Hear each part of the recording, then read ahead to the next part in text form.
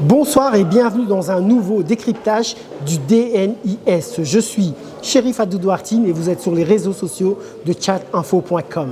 Nous recevons ce soir deux invités. En première partie, nous aurons Abba Ali Kaya, un journaliste qui a couvert la conférence nationale souveraine de 1993 et qui est aujourd'hui toujours en tant que journaliste correspondant de l'AFP en charge de la couverture du dialogue national inclusif. Dans la seconde partie de ce décryptage, nous recevrons Abel Maïna, un des participants de ce dialogue qui avait annoncé son retrait vendredi, mais qui est de retour aujourd'hui. Il sera là pour nous expliquer pourquoi ce rétropédalage. Alors que nous nous attendions à avoir des plénières aujourd'hui, après la finalisation et le dépôt des rapports des différentes commissions au Présidium, il n'y a rien eu aujourd'hui.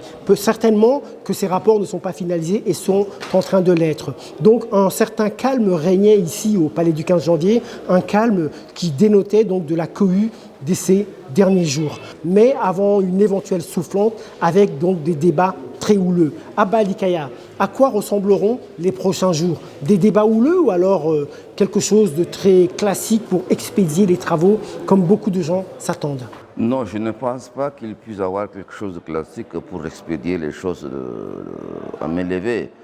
Le signal vous a été donné avec le rapport de Cotonou, avec l'examen du règlement intérieur, avec la mise sur pied du Présidium. Vous avez assisté à des débats houleux.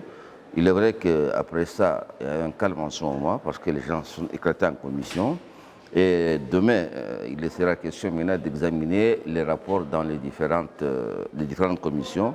De mon point de vue, je pense qu'il va y avoir un débat passionné parce qu'il y a ceux qui aspirent pour le changement et il y a ceux qui sont pour le statu quo.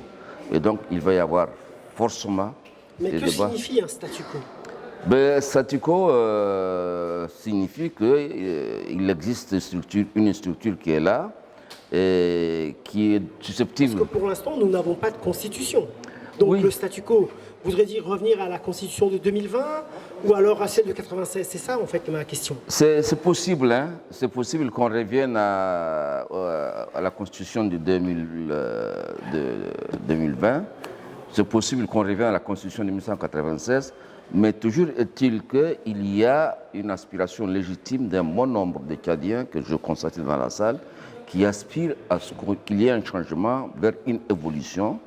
Mais il y a d'autres qui, pour des raisons personnelles ou d'intérêt, estiment que bon, il faut marcher avec la situation dans laquelle on se trouve, tout en réaménageant les choses. Donc, l'un dans l'autre va forcément donner un débat très passionnant.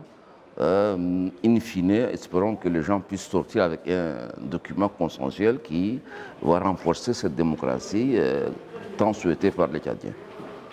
D'accord. On a pu parcourir quelques rapports de sous-commission qui étaient prêts ce matin et de l'avis général des personnes qui l'ont lu avec moi, la densité, je dirais, est complètement absente. On était complètement déçus par le contenu, la rigueur scientifique, enfin, toutes ces choses n'existaient pas. Je voudrais vous poser la question. Est-ce que les travaux de ce DNI équivalent, intellectuellement parlant, à ceux de la CNS de 1993? Écoutez, je n'ai pas parcouru le document dont vous faites allusion. Je serais très mal placé pour faire un jugement ou faire une comparaison entre la CNS et le DNIS. Je sais qu'en matière de liberté de ton, en matière de débat, la conférence nationale souveraine a été d'une très grande facture. Ça, personne ne peut le contester.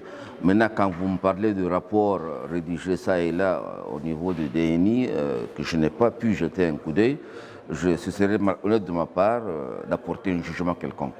D'accord. Merci beaucoup, Abba Ali Kaya. Je vous en prie.